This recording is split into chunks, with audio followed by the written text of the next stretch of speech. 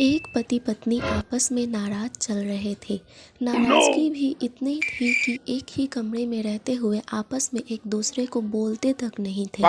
दोनों अपने अपने काम में कोई कमी नहीं आने देते थे। जैसे सुबह पति उठता तो पत्नी चाय टेबल पे रख जाती और ऑफिस का समय होता तो लंच बॉक्स तैयार करके देती।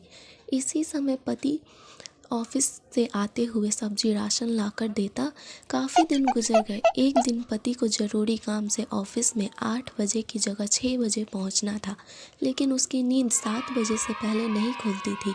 रात को सोने के समय पति को विचार आया कि सुबह मुझे 5 बजे कौन उठाएगा। पति के दिमाग में एक उपाय आया। वह एक पर्ची अपनी पत्नी के नाम लिखने लगा। देखो मीना, मुझे सुबह ऑफिस जल्दी जाना है, इसलिए मुझे 5 बजे जगा देना। इसी तरह पर्ची लिखकर वह अपनी पत्नी के बेड पर रख आया और बेफिक्र होकर सो गया।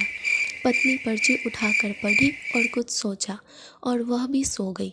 सुबह पति की नींद खुली तो उसने उठकर घड़ी की तरफ देखा। घड़ी में 7 बज रहे थे। फिर उसकी निगाह तकिए पर गई तो वहाँ एक पर्ची रखी थी। उस पर लिखा था, जी उठ जाओ, सुबह के 5 बज गए हैं।